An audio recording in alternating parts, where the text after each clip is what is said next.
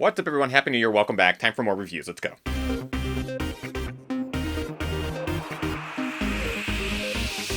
Ginger Runner. What is up, everybody? Ethan Newberry, the Ginger Runner, here for another gingerrunner.com review. New year, new reviews. Lots of gear going to be coming in 2017, and I'm excited to take you on a road trip to review all of it. Well, as much as I can. As you know, all of my reviews are my honest, unbiased opinion, and today is no different. It's our first review of 2017. Let's get started with the Hoka Hupana? I keep wanting to say Hakuna Matata, but it's Hupana. Hupana? If my pronunciation of Hupana is wrong, I'm going to be saying it wrong throughout the review, so go ahead and write me a comment telling me how I'm mispronouncing it, and I'll be sure to ignore that. This is probably the most anticipated review that I had in the last couple of months. People have been begging me to review this shoe. Luckily, I got a pair of the Hupanas in early December, so I was able to actually get a lot of miles in them over the course of the holiday, and it's time for my feedback. Now, initially, you might be asking yourself, wait, Ginger, didn't you already review a pair of these? Pretty damn close. As you might remember, this is the Nike Lunarepics, one of my favorite shoes for 2016. In fact, it made my top 5 items of 2016 because I loved this shoe so much. When I saw that Hoka was releasing the Hupana, I got excited, I got nervous, but mostly excited. While it looks similar to the Nike Lunarepics, it definitely feels, well, actually similar as well. But not entirely, and I'll discuss that in the review. This is Hoka's first lifestyle shoe, but don't let the marketing fool you. It actually is a pretty damn good road runner. You know, this seems to be a new trend where shoe brands are coming out with shoes that work both casually and as a runner, and personally, I like it. It's very similar to that period of time where people were looking for a road to trail shoe, something that would work for brief periods of road and also for good trail, but now it's more of that coffee to marathon marketing. Rmat midsole throughout the shoe, knitted upper, which is new and unique for Hoka, 5mm drop, cushioned, but yet responsive. Again, all very similar to the Lunarepics. And overall, awesome. And I'm going to get to why, and maybe some things that I dislike about the shoe in today's review. Let's start with things that I like. Rmat. I've been a big fan of the Hoka midsole material known as Rmat. It's responsive, it's cushioned, it's kind of the best of both worlds. It's also really resilient. They've been using it as outsole for a couple pairs of shoes as well. It holds up, long runs, short runs, it does the job. I liked it in the Hoka a long time ago, and I like it in the Hupana. Knit upper. As I mentioned, first time I've seen a knit upper from Hoka, and I like it. I think it's a good first effort. Very similar to Adidas and Skechers knit uppers. To be totally honest, nowhere near as good as Nike's Flyknit, which I have thoroughly enjoyed. But it's a great effort. It's super comfortable. For those of us with a bit wider foot, it's a forgiving upper. Not super stretchy. Also very resilient. Holds up well. I like it. Swinger. Basically what I mean is this shoe is kind of a player of multiple fields. You can wear it casually, comfortably, but you can also go straight into a run with it. And I like that. I like being able to wear a shoe casually, look good, but then you can just go slip on some running shorts and a tank top, transition right into a run, and enjoy your entire experience. It's something I truly loved about the Lunarepics. I still do. Obviously, tons of miles in the shoe. So seeing a brand like Hoka come out with a similar style of shoe makes me happy, and I like it. It's a swinger. Wait. Surprised by this. Anytime you deal with a knit upper, you're usually going to add weight because the material is a bit bulkier, a bit heavier.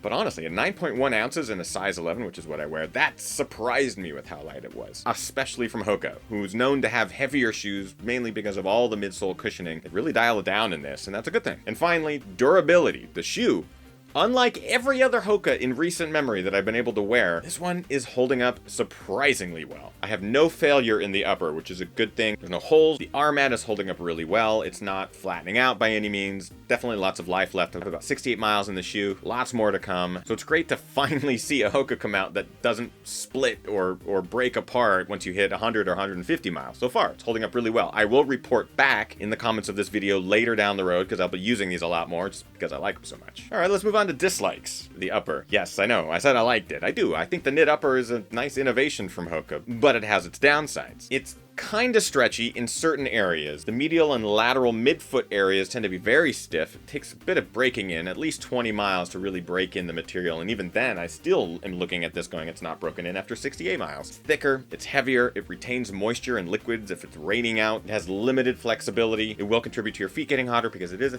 thicker material. I don't want to directly compare the Hupana to the Lunarepics, but if you're looking at the upper materials, Flyknit is super stretchy, it's a lot thinner, more comfortable in certain respects, really conforms to your foot better. Almost a sock-like feel versus just a general comfort of having a knit upper on the Hupana. Heel lock. Probably one of my bigger gripes with the shoe is just overall fitment. Size 11 is the right size for me. Lengthwise, it's dialed, but had a number of issues with my heel actually slipping out of the heel counter there. I ended up using the ankle lock lacing technique to dial it in, lock it down a bit more. Now again, if I was running with this shoe on trails, that'd be a major issue because you're going to be dealing with a lot of different terrain, ups, downs. Your heel is more likely to slip out of the shoe, but when you're running on road, roads, you're less likely to run into that. I did find it bothersome. And that's pretty much it for dislikes. I really didn't have a ton because I had a lot of fun in the shoe. I will say again, the durability will be a concern that I will keep my eyes open for in the shoe, based purely off of my previous experience with recent Hokas just not being very durable. So I will keep my eye on and report back in the comments below. But that's it. The shoe is delivering on its promise of being a great casual/runner. Way to go, Hupana. Let's get on with the points. Quality,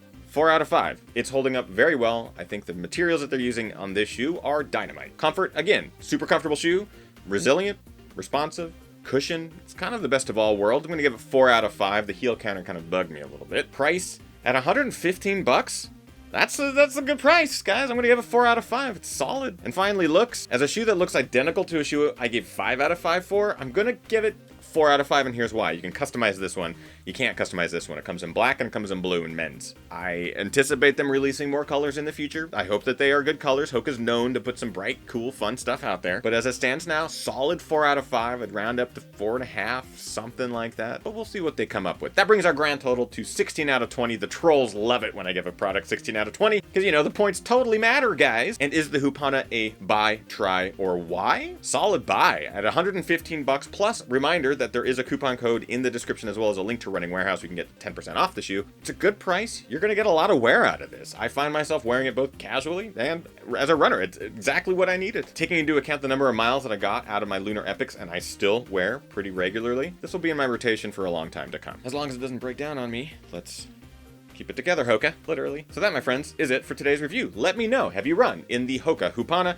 in the comments below? Keep me posted. And of course, follow me across social media. There's a whole bunch of links right there for you guys to enjoy. Click or that you don't click. I don't know what that does. And a reminder, if you want to help keep the lights on and the mics hot here, as well as get some perks on the back end, visit us at patreon.com/thegingerrun. For as little as $1 a month, you basically help this show happen week after week after week. And we'll see you guys Mondays for live shows, all that good stuff. Hope you guys are getting out there, training hard, racing harder, and partying the hardest. I know I am. We'll see you guys next week. Hupana Matata. This is so bad. Goodbye.